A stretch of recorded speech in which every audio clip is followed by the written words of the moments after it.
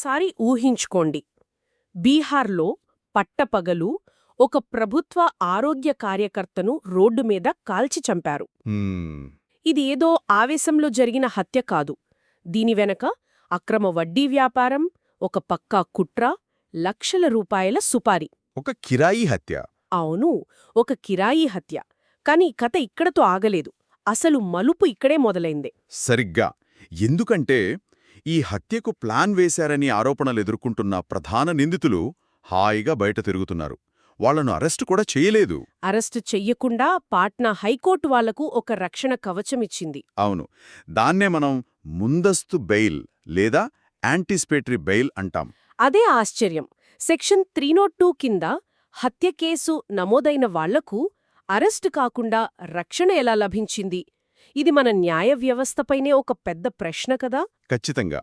అందుకే ఈరోజు మనం జగ్దేవ్ ప్రసాద్ వర్సెస్ బీహార్ రాష్ట్రం కేసులో సుప్రీంకోర్టిచ్చిన తీర్పు గురించి లోతుగా చర్చిద్దాం.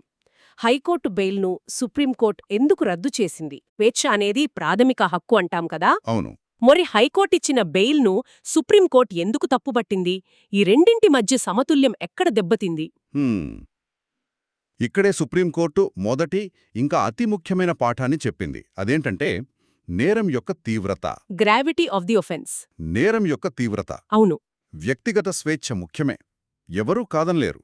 కానీ కిరాయి హంతకులతో ఒక పక్కా ప్రణాళికతో ఒకరి ప్రాణం తీసినప్పుడు అది సాధారణ నేరం కాదు. అది సమాజ భద్రతకే ముప్పు. కరెక్ట్, సరిగ్గా అదే. అటువంటి తీవ్రమైన వ్యవస్థీకృత నేరాల ముందు వ్యక్తిగత స్వేచ్ఛకు కొన్ని పరిమితులుంటాయని సుప్రీంకోర్టు చాలా స్పష్టంగా చెప్పింది. అంటే బాధితుల బాధను పక్కన పెట్టలేమని అన్నదా? అవును. బాధితుల కుటుంబాన్ని, వాళ్ల వేదనను విస్మరించి కేవలం నిందితుల స్వేచ్ఛకే ప్రాధాన్యత ఇవ్వలేమని గట్టిగా చెప్పింది. ఓకే, అంటే నేరం ఎంత కిరాతకంగా ఉంటే బెయిల్ నిబంధనలు అంత కఠినంగా ఉంటాయన్నమాట. నాకు తెలిసినంతవరకు వాళ్లు కోర్టుకు వెళ్లిన పద్ధతిలో కూడా ఏదో లోపముంది అన్నారు కదా. అవును. అంటే కింది కోర్టును వదిలేసి నేరుగా హైకోర్టుకు వెళ్లారా? అలా వెళ్ళొచ్చా? వెళ్లకూడదు. అదే సుప్రీంకోర్టు చెప్పిన రెండవ కీలకమైన పాఠం. సాధారణంగా ముందస్తు బెయిల్ కావాలంటే ఎవరైనా ముందుగా సెషన్స్ కోర్టుకు వెళ్ళాలి. సరే. అక్కడ న్యాయం జగలేదనిపిస్తే అప్పుడు హైకోర్టును ఆశ్రయించాలి. కాని ఈ కేసులో నిందితులు ఆ దారిని వదిలేశారు, నేరుగా హైకోర్టుకు వెళ్లారు. హో. దీనిని సుప్రీంకోర్టు వరుసను దాటవేయడం లేదా జంపింగ్ ద క్యూ అని చెప్పింది. ఇలా చేయడం తప్పు. అలా చేయడం వల్ల ఏం నష్టం? దీనివల్ల కింది కోర్టుల ప్రాముఖ్యత తగ్గిపోతుంది. అలాగే హైకోర్టులపై పని భారం అనవసరంగా పెరిగిపోతుంది. ఇది న్యాయ వ్యవస్థ యొక్క క్రమాన్ని దెబ్బతీయడమే అని వ్యాఖ్యానించింది. ఓకే, ప్రొసీజర్ కూడా ముఖ్యమే అన్నమాట. అయితే వాళ్లు చేసిన మరో వాదన కూడా చాలా ఆసక్తికరంగా అనిపించింది నాకు. ఇదే కేసులో ఇంకొక నిందితుడికి బెయిల్ వచ్చింది కాబట్టి మాకు ఇవ్వాలి అనడం. దీన్నే కదా సమానత్వ సూత్రం లేదా ప్యారిటీ ప్రిన్సిపల్ అనేది. అవును. పైపైన చూస్తే ఇది సరైన వాదనలానే అనిపిస్తోంది కదా. సరిగ్గా ఇక్కడే చాలామంది తప్పులో కాలేస్తారు. ఇది ఈ తీర్పులో మూడవ అత్యంత ముఖ్యమైన పాఠం. సుప్రీంకోర్టు ఈ వాదనను పూర్తిగా కొట్టిపారేసింది. అలాగా? దీనికోసం మనం రెండు రకాల బెయిళ్ల మధ్య ఉన్న తేడాను నెమ్మదిగా స్పష్టంగా అర్థం చేసుకోవాలి.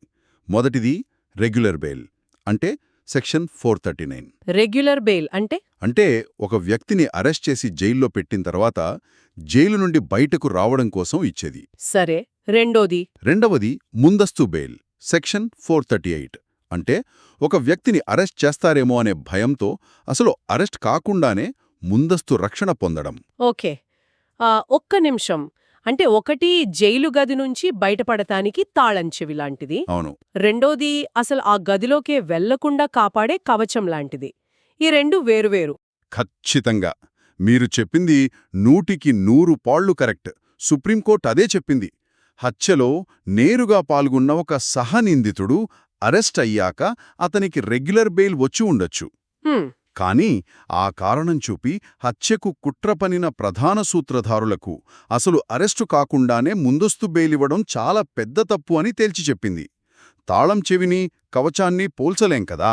ఆహా, ఇప్పుడు నాకు చాలా స్పష్టంగా అర్థమైంది. ఈ తీర్పు బెయిల్ చట్టంపై ఒక క్లియర్ పాఠం చెప్పింది. మరి దీని నుండి సామాన్య ప్రజలు, మన న్యాయవాదులు నేర్చుకోవాల్సిన ముఖ్యమైన విషయాలేంటి? 2 ముఖ్యమైన విషయాలున్నాయి. మొదటిది సామాన్య ప్రజలకు. బాధితులు లేదా వారి కుటుంబ సభ్యులు నిందితులకు అన్యాయంగా బెయిలిచ్చారని భావిస్తే ఆ తీర్పును పైకోర్టులలో సవాలు చేసే హక్కు వాళ్లకుంది. అంటే న్యాయం కోసం పోరాడే అవకాశం ఎప్పుడూ ఉంటుందన్నమాట. ఎప్పుడూ ఉంటుంది. ఇక రెండవది న్యాయ నిపుణులకు. హత్య, కుట్ర వంటి తీవ్రమైన నేరాలలో సుప్రీంకోర్టు సంపూర్ణ రక్షణ అంటే బ్లాంకెట్ ప్రొటెక్షన్ ఇచ్చే విషయంలో చాలా కఠినంగా వ్యవహరిస్తోంది. హ్మ్. విధానపరమైన లోపాలను గాని, చట్టాన్ని తప్పుగా అన్వయించడాన్ని గాని సహించేది లేదని ఈ తీర్పు ఒక బలమైన సంకేతం పంపింది. ఈ మొత్తం చర్చ మనల్ని ఒక ప్రాథమిక ప్రశ్నకు తీసుకువస్తుంది. క్రూరమైన, ప్రణాళికాబద్ధమైన నేరాల విషయంలో వ్యక్తి స్వేచ్ఛకు, సమాజ భద్రతకు మధ్య న్యాయం ఎటువైపు మొగ్గు చూపాలి? ఈ సమతుల్యం కోసం మన న్యాయ వ్యవస్థ చేసే పోరాటం నిరంతరం కొనసాగుతూనే ఉంటుంది.